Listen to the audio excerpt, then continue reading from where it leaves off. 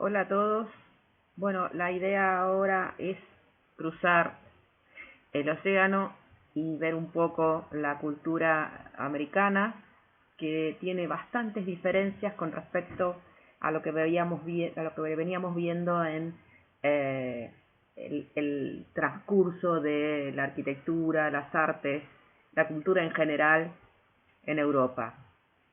Es verdad que la base fundamental tiene que ver con la formación de los políticos, la formación de los filósofos, de los artistas, de los arquitectos americanos, inmigrantes, fundamentalmente de esos grupos protestantes perseguidos en Inglaterra por sus creencias, protestantes ortodoxos, que van a formar los estados posteriormente a 1776, cuando se independicen de Inglaterra.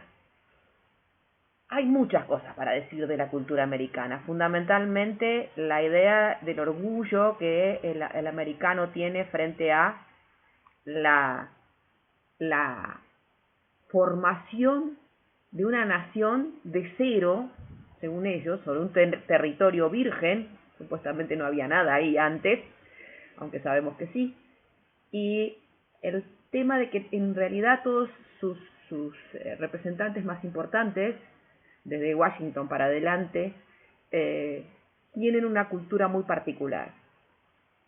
Pero esa cultura, si bien es cierto que tiene una base europea, frente a el encuentro con la naturaleza salvaje de las enormes dimensiones del territorio americano, va a cambiar rotundamente. Muchos pensadores han estado analizando lo que hace a la cultura americana. El caso típico del tercer presidente de los Estados Unidos, en aquel momento eran 11 estados nada más, Thomas Jefferson, que es, además de ser político, arquitecto formado en la academia en Europa. Con lo cual él sabe qué imagen, junto con todo su grupo, que además son todos componentes de órdenes masónicas, como corresponde a la cultura en ese periodo, qué imagen quieren dar a los europeos de esta nación en ciernes. De hecho, cuando tiene que hacer su propia casa en Virginia, va a copiarse directamente de la Maison Carré de Nimes, la Maison Carré de Nimes en Francia, es decir, una casa, una vila típica del Imperio Romano.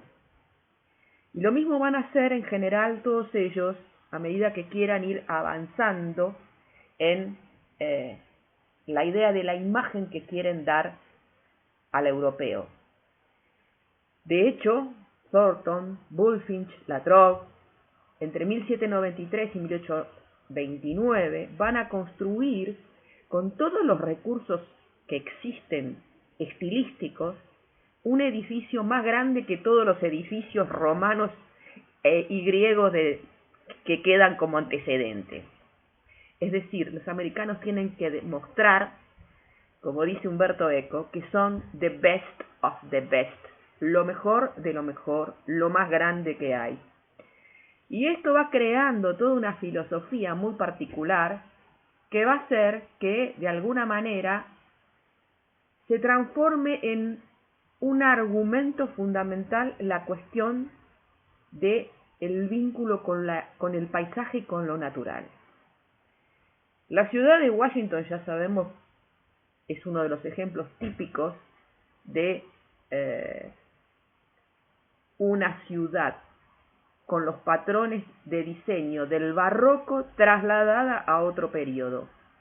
No es casual, para siglo XIX, Haussmann estaba haciendo urbanística barroca para Napoleón III, con lo cual lo que hacen en Washington va a tener que ver con este criterio, pero con particularidades bien americanas. El tema fundamental tiene que ver entonces con ese pensamiento de los poetas, de los filósofos, al que van a llamar trascendentalismo. ¿Por qué? Porque hay en el americano una idea de que el vínculo que ellos tienen con la naturaleza es absolutamente diferente a la forma de vincularse con lo natural del europeo. Van a pensar que hay en ese contacto con lo natural, esa observación de lo natural, un vínculo con la energía cósmica, con de alguna forma lo que hace que la vida se cree.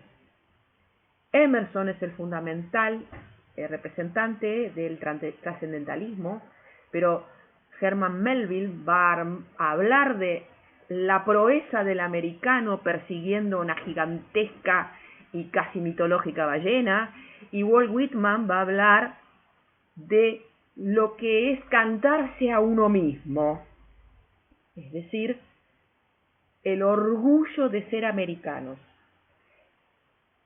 En esos términos, la cultura americana es, por lo tanto, una cultura, por un lado, de autocelebración, pero a la vez también es cierto, y eso también lo dice Umberto Eco en el viaje al hiperrealismo, nadie se critica y se ríe de sí mismo como se ríen los americanos. Mark Twain, a través de las aventuras de Tom Sawyer y luego a través de las aventuras de Huckleberry Finn, va a hacer una crítica lapidaria a la ética rigurosa protestante de los americanos. Lo que pasa es que la ética protestante es la cultura del trabajo, y la cultura del trabajo va a ser lo que de alguna manera lleve al desarrollo monumental del capitalismo que en Europa no se había logrado. Y por el otro lado, también está el tema de las oscuridades del alma que ese vínculo mágico con la naturaleza produce. Nadie va a escribir los cuentos de terror a la altura de Edgar Allan Poe, que luego va a ser copiado y va a ser admirado por todos los escritores simbolistas europeos. Es, de alguna forma, el lado oscuro de la cultura americana. Pero fundamentalmente es ese orgullo de haber llegado en barcos sin nada y hacerse de la nada. En 1774, uno de esos grupos protestantes, como fueron después los Amish o tantos grupos que hemos visto en las películas, y que de alguna manera siguen existiendo, aparecen los Shakers. Vienen comandados por una supuesta madre Anne Lee en 1774 y entran en trances tan especiales en sus rituales que terminan sacudiéndose como si estuvieran epilépticos, con lo cual a estos cuáqueros especiales se los va a llamar Shaking Quakers, Shakers. Ellos van a generar una cultura de la practicidad que tiene que ver con la necesidad imperiosa de solucionar problemas frente a una naturaleza virgen que no les entrega ningún tipo de herramientas para sobrevivir. En esos términos, los Shakers van a cimentar de alguna forma esa cultura de la practicidad. Esto es uno de los pocos lugares que queda. La comunidad de los Shakers desapareció para 1913. Pleasant Hill, en Kentucky, es ya más un museo de los Shakers que una verdadera comunidad. Y tienen algo diferente de los cuáqueros como los Amish, por ejemplo, que es que aceptan el progreso. Al aceptar el progreso, también lo inventan. En esos términos, generan ciertas teorías sobre lo que debe ser la vivienda, la sociedad, las herramientas de trabajo, es decir, apuestan, por ejemplo, a la energía hidráulica, apuestan a la utilización de vagonetas de tren para poder, de esas vagonetas que se utilizaban en las minas para trasladar las semillas, para trasladar la producción agrícola, inventan maquinarias y las patentan en el Departamento de Patentes de Washington, y uno de los elementos fundamentales para ellos es ahorrar espacio. porque donde ahorren espacio hay más posibilidad de aumentar la comunidad que habita en esos lugares. En esos términos, hasta las sillas están diseñadas para poder colgarse de las paredes y no ocupar un espacio inútil cuando no son utilizadas. Es decir, la cultura del utilitarismo, entonces, es parte fundamental del americanismo. No quiere decir esto que no hubiera copias literales de los estilos tradicionales europeos. No se olviden que muchísimos inmigrantes americanos se venían con sus muebles y su casa desarmada o prefabricada a cuestas. Hay muchísima reproducción de tecnología de la ebanistería, del mobiliario en estilo Reina Ana, en estilo Windsor, en estilo incluso victorianos. Estamos viendo muebles de 1780, 1830, pero también aparecen ciertos datos de mobiliario simplificado con mucho toque orientalista o pseudo japonés, típico de lo que para la misma época se estaba haciendo en el diseño de mobiliario a partir de los sucesores de William Morris en Londres. En esas mismas tendencias, es decir, no es que no se reproducen los estilos, lo vimos en el Capitolio, lo vemos en la casa de Jefferson, pero así como la casa de Jefferson es una copia de la Maison Carré de Nîmes, también es una casa llena de asombrosos mecanismos artificiales como montacargas, calefactores diseñados, por ejemplo, por Benjamin Franklin, y hasta las casas que se hacen en el sur de los Estados Unidos, estas casas que hemos visto en tantas películas que hacen defensa a ultranza de lo que fue la explotación de la esclavitud en el sur de los Estados Unidos, en las plantaciones algodoneras, tienen componentes fundamentalmente clásicos. Ahora es un clásico muy insólito porque es un clásico de madera, es decir, hay acá toda una intención de demostrar la cultura americana. Miren cómo sabemos todo lo que hacen los europeos, pero a la vez un espíritu absolutamente práctico, pragmático de cómo hacerlo. Con lo cual, por ejemplo, se achican las carpinterías porque el clima es mucho más tremendo en invierno, por ejemplo, que lo que es en las ciudades europeas, porque estamos en el medio de la naturaleza. En el verano el sol arrasa, con lo cual hay que armar galerías, hay que armar especies de logias que no son específicamente lo que hubieran sido las casas paladianas típicas de la aristocracia inglesa, por ejemplo. Las plantation houses entonces empiezan a adquirir sus propias características más allá de que reproduzcan el lenguaje. Entonces acá estamos viendo una característica fundamental de la cultura americana. Me refiero al pragmatismo. Y no es algo que hayan visto los europeos, sino que es algo que reconocen los mismos americanos. Es algo que está en el aire, que tiene que ver con esa necesidad imperiosa de sobrevivir en condiciones precarias que no son las mismas del lugar de donde provenían. Charles Sanders Peirce, John Dewey, William James sobre todo, que además es literato, desde la Universidad de Berkeley van a resumir todas estas actitudes, estas conductas típicas del americanismo, y en la Universidad de Berkeley en 1898 van a llamar a esto pragmatismo. Y el pragmatismo no es otra cosa que ir en contra de toda la filosofía idealista. Es decir, ¿para qué pensar las cosas en abstracto si eso no nos va a servir para aplicarlo en la realidad? No tiene sentido. Con lo cual, para nosotros lo verdadero es solo aquello que funciona en la realidad, en el mundo objetivo. Lo verdadero tiene que ser sinónimo de lo útil, lo utilizable. Es más, la creatividad no es una creatividad de artista delirante en abstracto. La creatividad se nota cuando uno resuelve un problema con innovación. Entonces, imagínense cómo se infla enormemente la figura del inventor o del innovador, que va a ser como lo verdaderamente americano, lo realmente americano. Entonces, esto tiene que ver con una figura que venía desde lejos.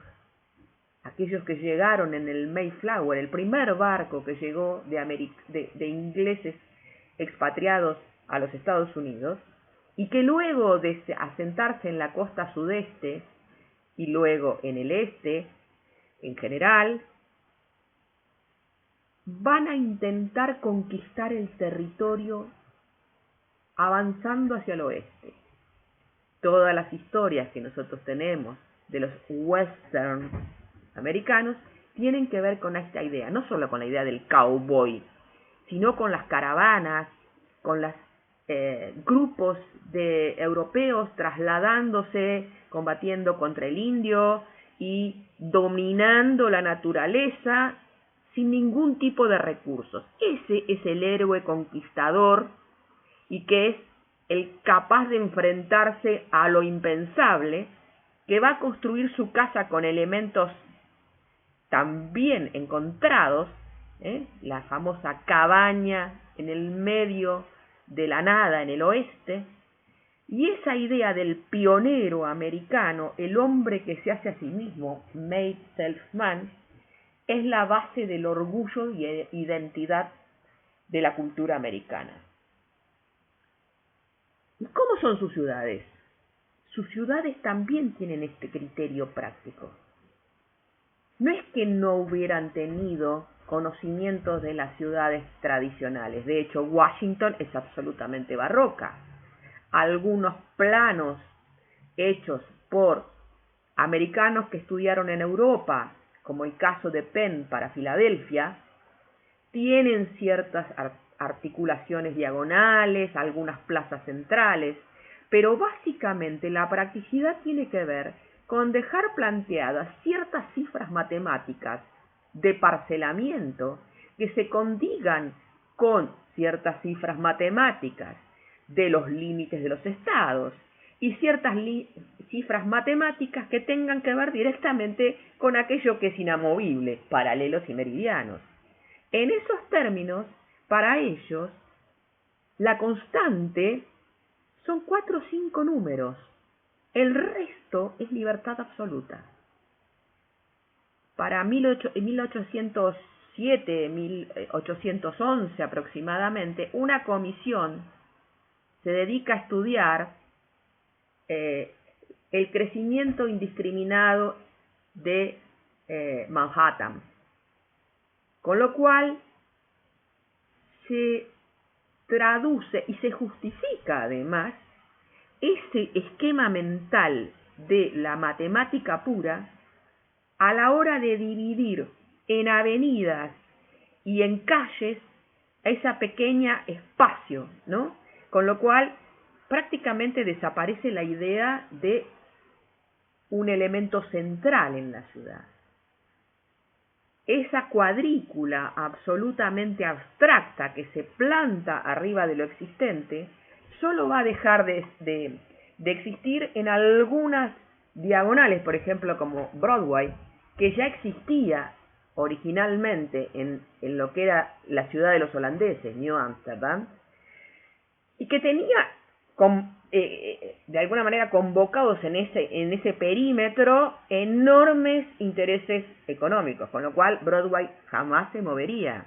El resto se cuadricula absolutamente, sin ningún tipo de prejuicio, sin ningún tipo de idea de que la ciudad pudiera o no tener alguna componente estética. Esto lo van a repensar recién a fines del siglo XIX. Mientras tanto, la practicidad en el esquema urbano pasa por estas características, que son totalmente distintas a la idea de la ciudad organizada como un elemento armónico a la manera de toda la historia de las ideas de la ciudad en Europa. De la misma manera empiezan a aparecer sistemas constructivos sistematizados. El caso particular del balloon frame, hecho por un empresario y comerciante de la madera que se llamaba George Washington Post, que no es George Washington el original. Para 1893 en Chicago había ocupado inclusive varios cargos administrativos en la parte técnica del municipio y construye un sistema prefabricado totalmente adaptado a lo que es el clima americano.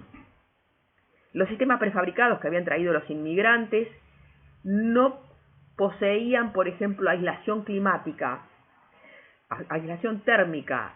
Los inviernos americanos eran mucho más salvajes que los inviernos europeos, con lo cual empezaron a pensar en un sistema normalizado de piezas que sirvieran en todos los sentidos, como estructura, como cerramiento, como cubierta, y todo esto se facilitó a partir de una de las grandes industrias que va a desarrollar Estados Unidos, que es la de los clavos de acero, balloon frame.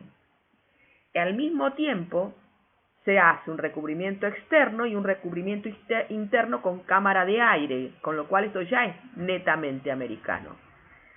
El otro estilo, cumpliendo con las mismas características, quizás con una construcción bastante más lujosa, es el shingle style. Shingle quiere decir tejuela, teja.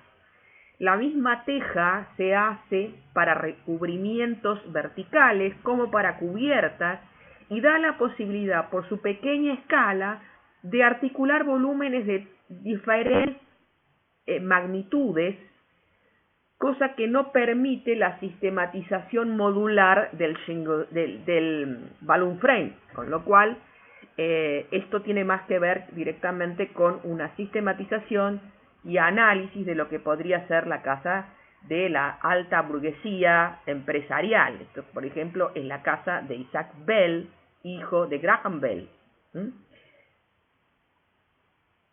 Con esta formación, más el hecho de que muchos de ellos irán a estudiar arquitectura a Europa, uno de los personajes paradigmáticos es Henry Richardson. Él vuelve con todas las ideas de William Morris en la cabeza. De hecho, parece que lo volvieron un poquito loco, porque para diseñar se vestía de monje medieval. Y la empresa en la que él se embarca tiene que ver con generar un estilo propio para los americanos. El gótico era demasiado europeo, con lo cual empezó a probar con el románico. El neorrománico de Henry Richardson empieza a utilizar elementos mucho más salvajes, como la piedra en bruto, las articulaciones pintorescas y el tema de los arcos de medio punto. Crea y genera volúmenes que se articulan, que se separan, que se centrifugan. Ames Lodge Memorial, es una especie de pequeña fundación con biblioteca, o el caso particular de edificios mucho más grandes, como es el caso de la prisión del condado de Allegheny, donde trabaja casi como una especie de alegoría, por un lado, de la basílica románica o neorrománica, pero a la vez empieza a experimentar con el tema de la construcción en altura. ¿Por qué puede construir en altura? Porque el desarrollo técnico de los americanos lo permite en ese momento. La construcción en piedra, los techos de pizarra, la volumetría exenta en muchos casos. Woburn Mowen Memorial, otra biblioteca. Fíjense, vuelven a aparecer estas incrustaciones neorrománicas, de arcadas, de pesadez, pero también hay algo muy americano que tiene que ver con una gran funcionalidad que no es esclavizada a la simetría de planta como lo es en el románico original. La más famosa de todas sus obras es la Trinity Church o la Catedral de Boston, hecha en 1877, donde él hace una absoluto despliegue de su conocimiento del románico, incluyendo además ornamentaciones neobizantinas. Lo interesante acá es que dentro del románico y dentro del neobizantinismo, él trabaja muchísimo con elementos de la madera, es decir, cosas que después van a ser en las colonias inglesas otros arquitectos ingleses, que es la idea de la estructura de un navío dada vuelta puede tomarse como elemento de cubierta. Es lo que en la Trinity Church va a hacer Richardson. Es la época de los inventos.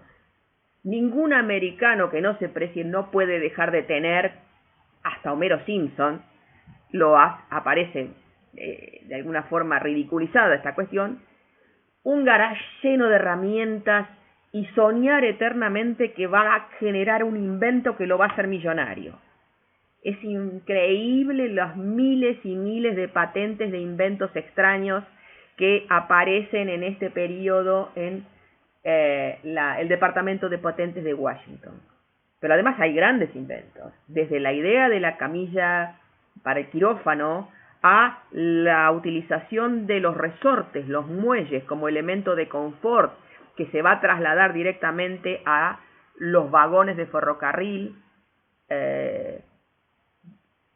o el diseño de artefactos de todo tipo. Una de las ciudades que más se va a desarrollar en ese momento, junto con Nueva York, junto con Boston, que son ciudades más culturales, Chicago es una ciudad fundamentalmente comercial por la importancia de su puerto. Es una ciudad donde se han agrupado los capitales empresariales más importantes y como tal también se han juntado en ese lugar los elementos del delito más fuertes de todo Estados Unidos. 1871 Chicago sufre un enorme incendio y para la época, una acuarela de ese momento, octubre de 1871, todas las construcciones de Chicago de ese momento, como las de muchísimas ciudades americanas, tenían un 80% de construcción hecha en madera, lo que va a hacer que se replanteen la idea de cómo armar las ciudades. Por el otro lado, los terrenos del centro de Chicago, que ya se habían transformado en lugares de un grado de cotización importantísima por parte de los empresarios, casualmente fue lo que más se quemó, o sea que de alguna manera algunos sospechan que alguien prendió un fósforo. Lo que sea que pasó, dejó enormes superficies libres para generar nuevas experimentaciones a la hora de ordenar la ciudad y de construir la arquitectura de la nueva ciudad. Perdón, porque se me está yendo para atrás el... Esto es lo que quedó. Cuando terminó octubre de 1871, Chicago era esto, prácticamente la nada, con lo cual había que empezar de vuelta. Pero no tenían problemas, porque de los inventos que se habían producido a partir de la Guerra de la Secesión, en la cual unitarios al sur, esclavistas, y yanquis, como los llamaban a los americanos del norte, antiesclavistas, que terminan ganando, la cantidad de inventos que se produjeron durante las necesidades de esa guerra, luego serían aplicados a la construcción. Chicago a la vez era el lugar del delito. Los inmigrantes italianos, los inmigrantes de Europa del Este, los inmigrantes incluso irlandeses, eran considerados por los inmigrantes de origen inglés como inferiores. Frente a esto, no cualquiera, la primera generación de inmigrantes se resignó, pero los hijos de esos inmigrantes no se resignaron fácilmente. Lamentablemente muchos de ellos creyeron que la manera de lograr lo que se les negaba era a través del delito. Es el caso particular de este personaje fundamental de Chicago, Al Capone. la banda de la mafia, la camorra napolitana, la mano negra, que era un sistema también de extorsión, se van a dar en una ciudad que para un inglés, Lincoln Stephen, sería como la más terrible, la más maloliente, la más delictiva, por lo menos así es el informe que él lleva a Inglaterra cuando vuelve horrorizado de la ciudad que vio. Pero es el lugar donde se van a experimentar todos los inventos más importantes y de más avanzada, que luego van a ser utilizados en todas las ciudades importantes de los Estados Unidos.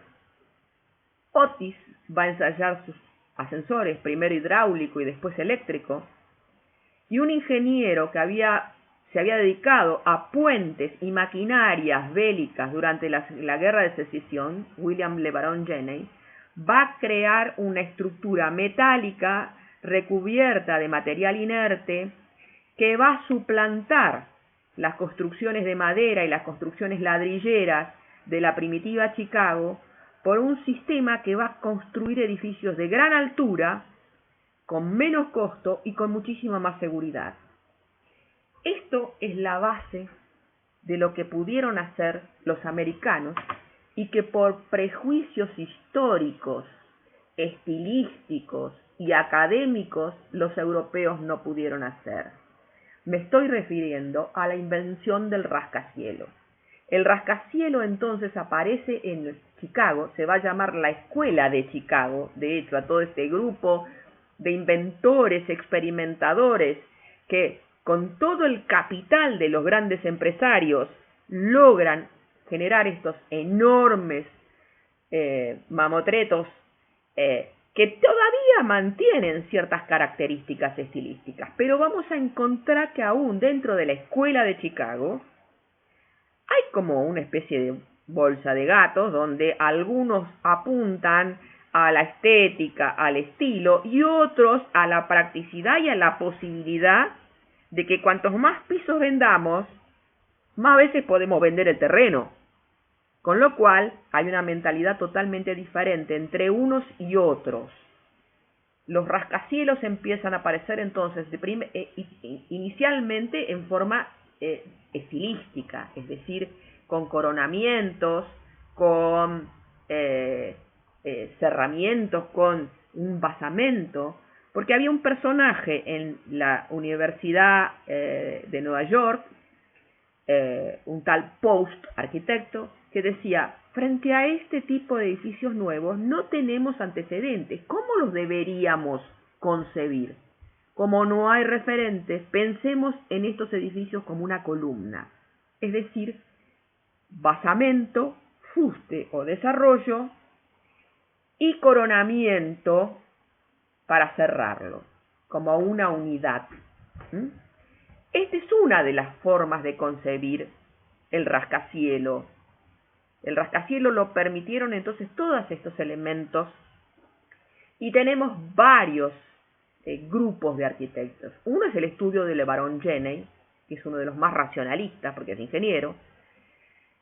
El otro estudio es Burnham y Root, uno más estilista, más arquitecto, y otro más ingeniero y más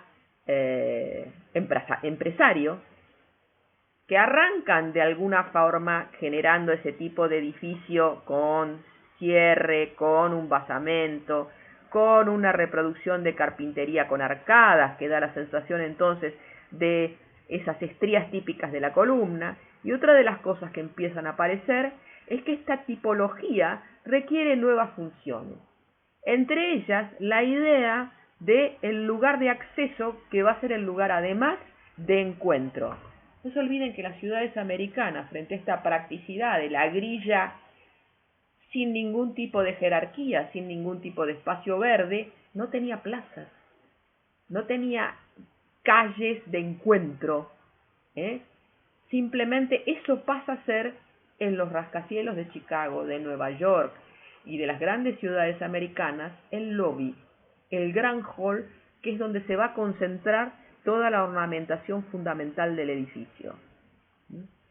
El Rockery Building de Burnham y Root, entonces, se recubre por fuera con construcción tradicional, porque en última instancia aparece esta idea casi de fortaleza ladrillera, etcétera, etcétera. Pero en principio es una estructura metálica totalmente prefabricada.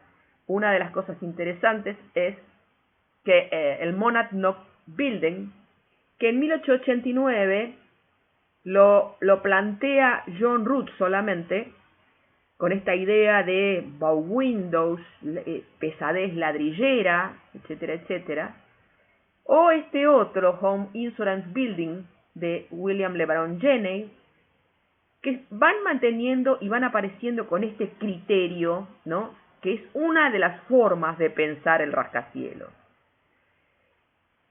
En el Second Laser Building, William LeBaron Jenney llega a un elemento cada vez más moderno: la desaparición por completo, por ejemplo, de la pesadez del coronamiento.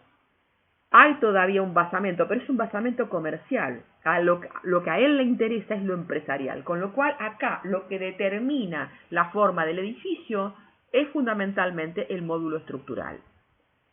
Esto vuelve a pasar en el Reliance Building. Mientras Root vivió, que era el gran artista, el arquitecto, etcétera, etcétera, el Reliance Building tuvo una cierta cantidad de pisos con un coronamiento pesado y cerrado. El día que Root murió, Burnham levantó el coronamiento y le metió 12 pisos más, porque total la estructura estaba planeada para eso.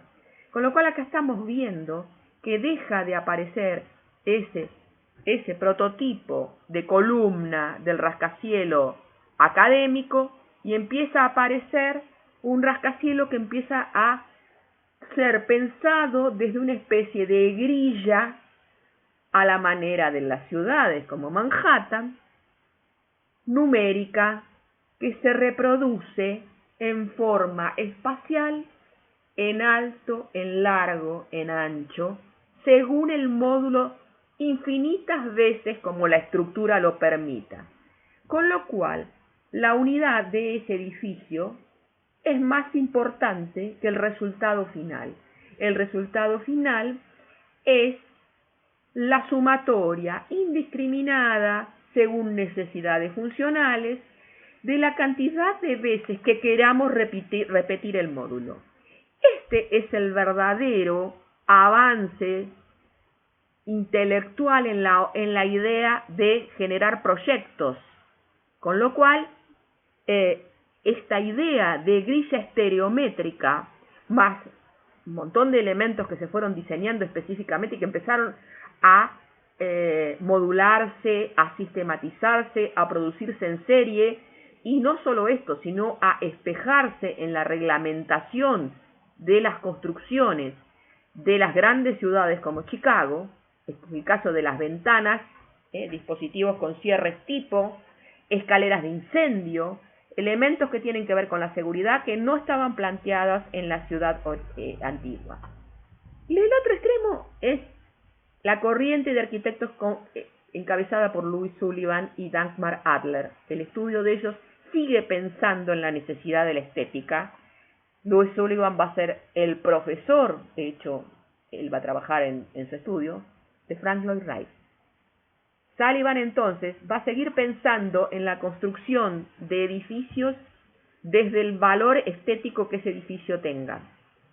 Vamos a tener el caso del Auditorium de Chicago, que tiene que ver con un basamento, con un fuste claramente progresivo, que toma ventanas más pesadas, más livianas hacia arriba, y cerrando con un coronamiento. Pero lo más interesante es cómo él va a trabajar también el lenguaje. El lenguaje de Sullivan en el Auditorium de Chicago es fundamentalmente modernista. Él está al tanto de toda la ornamentación, de todo el lenguaje que de alguna forma trabajan los arquitectos y los diseñadores europeos, y en estos temas va a estar trabajando Wright junto con ellos como aprendiz.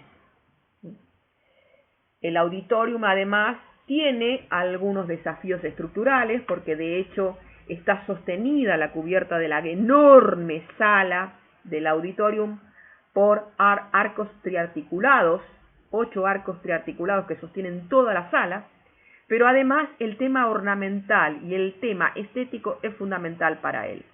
En todos sus edificios, a pesar de que es bastante posterior a los edificios donde empieza a aparecer esa trama indiscriminada de Burnham, él sigue manteniendo ese criterio del basamento, desarrollo y capitel o coronamiento. Guarantee Building es uno de los más famosos. El Gage Building también, estamos acá en Buffalo, tenemos elementos ornamentales, siempre como elementos de incrustación, más allá de que pueda o no existir una sistematización estructural. Fíjense lo que son de alguna forma las cornisas, los elementos ornamentales en los entredos de las carpinterías, hasta que llegamos a 1899 con el Carson Pirie & Scott, que es un edificio de oficinas con un basamento comercial. Las grandes tiendas Carson Pirie & Scott, entonces de Chicago, que generan un estudio particular de Sullivan con respecto a la forma de tomar la esquina. Esta curva que él toma cuando se articula la volumetría de ambos lados es un elemento de modernidad que ya está adelantando lo que está planteando Wright. Sin embargo, fíjense lo que es el diálogo entre esa estructura de oficinas absolutamente ascética, cuadriculada, y lo que es la pesadez de la ornamentación metálica del basamento comercial. Después de eso, Sullivan va a caer en decadencia absoluta, va a hacer algunos monumentos más. Esto es la entrada a la bolsa de valores de Chicago, que después se demolió y quedó este artefacto como elemento decorativo del parque que quedó, y va a terminar haciendo pequeñas obras consideradas especies de pequeñas cajas de milagro, así lo llaman, o pequeñas obras de arte, con bancos hechos para los granjeros y los campesinos de la alta burguesía de los pueblos del interior de los Estados Unidos. Como en el caso particular del National Farmer Bank, donde empieza a codificar un lenguaje decorativo muy particular. Las cajas con ornamentación temática, pero fundamentalmente con elementos modernistas que son diseñados específicamente para cada una de ellas. Thrift Building, este es el otro caso particular, aparecen diseños muy específicos, muy escultóricos, como el caso particular de Merchant National Bank de 1914, pero lentamente Sullivan va a ir despidiéndose. Acá vemos algunos detalles ornamentales de ese periodo. Y en 1893, Chicago pretende generar una muestra universal que lleve a el mundo el éxito norteamericano.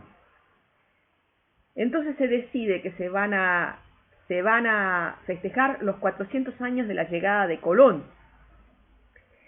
y se va a hacer al año siguiente, es decir, no en 1892, sino en 1893, para dar tiempo a todo el mundo a organizarse. Así se llamó Feria Universal Colombina de Chicago. Claro, los europeos estaban desesperados queriendo ir a conocer estas cosas increíbles que estaban haciendo los americanos, estos rascacielos, que por los frenos historicistas, estilísticos, académicos, a ellos no se los dejaban hacer en Europa. Ellos querían ir a ver lo que era la avanzada tecnológica, la avanzada arquitectónica, este nuevo prototipo como elemento articulador y generador de ciudad que ellos no podían tener. Pero mientras tanto, designan a Burnham, el gran empresario, como director y organizador de toda la feria. ¿Y qué le pasa a Burnham? Burnham dice: van a decir que somos unos ignorantes animales porque no sabemos nada de urbanismo y nuestras ciudades son una cuadrícula inmunda, llena de torres, sin espacios verdes, sin obeliscos, sin líneas perspectivas al infinito, como podría haber sido Washington.